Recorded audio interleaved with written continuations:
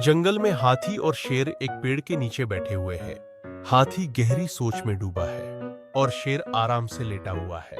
हाथी सोचते हुए, यार शेर, तुम्हें कभी ये ख्याल आता है कि हम दोनों कितने अलग हैं? शेर आंखें बंद करके, हाँ, पर यह तो सच है कि हम दोनों जंगल के राजा हैं। हमसे कोई टकरा नहीं सकता।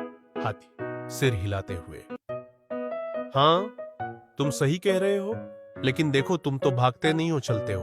मुझे तो दौड़ने का मौका ही नहीं मिलता। अगर मैं दौड़ने लगूं तो मुझे लगता है कि जंगल का रास्ता ही उल्टा हो जाएगा। हंसी में, तुम्हें दौड़ने का क्या जरूरत है? तुम्हारी तो इतनी बड़ी टांगे हैं, तुम बस एक कदम में आधा जंगल नाप सकते हो। हाथी मुस्कुराते हुए, हाँ, और तुम्हारी तो छोटी सी टांगे हैं, तुम अगर दौड़ने लगो तो तुम्हारे पीछे ट्रैक बन जाए। हंसी रोकते हुए, ओह, तो तुम ये कह रहे हो कि मैं इतना हल्का फुल्का हूं कि हवा में उड़ सकता हूं? मजाक करते हुए, नहीं नहीं शेर भाई, तुम तो वैसे ही चिड़चिड़े हो। अगर हवा तुम्हारे सामने से गुजर जाए तो तुम सोचोगे कि किसी ने तुम्हें चिढ़ाया है। हंसते हुए, ठीक है, पर हाथी भाई, अगर तुम कहीं फंस गए तो तुम्हें मदद की जरूरत पड़ेगी। मुस्कुराते हुए, हाँ, तभी तो तुम्हारी जैसे छोटी टांगों वाले को मेरी मदद चाहिए होगी। दोनों हंसते हैं और जंगल में एक दूसरे से दोस्ती की मजाकिया बातें करते हुए चलते हैं। समाप्त। हाथी हाथी और चींटी की मजेदार कहानी। एक बार की बात है, एक घने जंगल में एक हाथी और एक चींटी रहते थे। दोनों अच्छे दोस्त थे, लेकिन उनके आकार में काफी फर्क था। हाथी बहुत बड़ा था और चींटी बहुत छोटी। एक दिन हाथी और चींटी जंगल के किनारे पर एक साथ चल रहे थे। अचानक हाथी ने चींटी से कहा, तुम तो बहुत छोटी हो।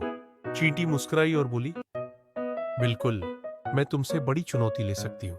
अगर तुम चाहो तो हम दोनों के बीच दौड़ का मुकाबला हो सकता है। हाथी हंसी के साथ बोला, तुम दौड़ में मेरे साथ मुकाबला करना चाहती हो? यह तो असंभव है। देखो, मैं कितना बड़ा हूं और तुम कितनी छोटी हो। मैं तुम्हें हराऊंगा।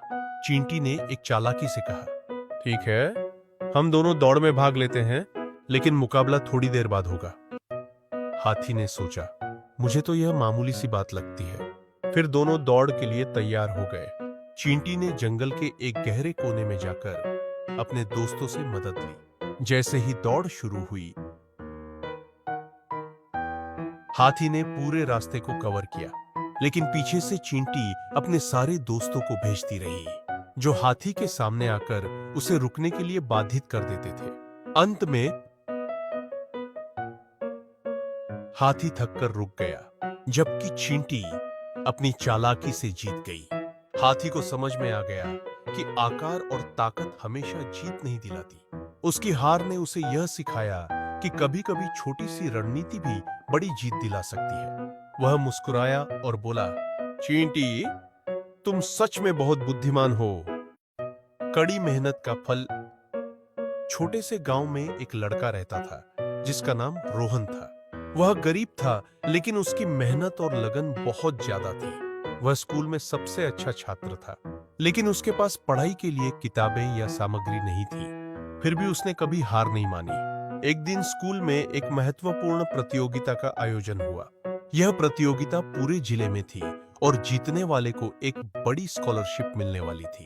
रोहन ने ठान लिया कि वह इस प्रतियोगिता में भाग लेगा। उसके पास पढ़ाई के लिए कोई खास संसाधन नहीं थे, लेकिन उसने पुरानी किताबों और अपने दोस्तों से मदद लेकर तैयारियां शुरू की। रोहन दिन रात मेहनत करता और किसी भी मुश्किल को अपने रास्ते का रोड़ा नहीं बनने देता। प्रतियोगिता के दिन जब वह मंच पर था, तो उसे बहुत घबराहट हो रही थी, लेकिन उसने अपने आप को संभाला और अपने ज्ञान का पूरा प्रदर्शन किया।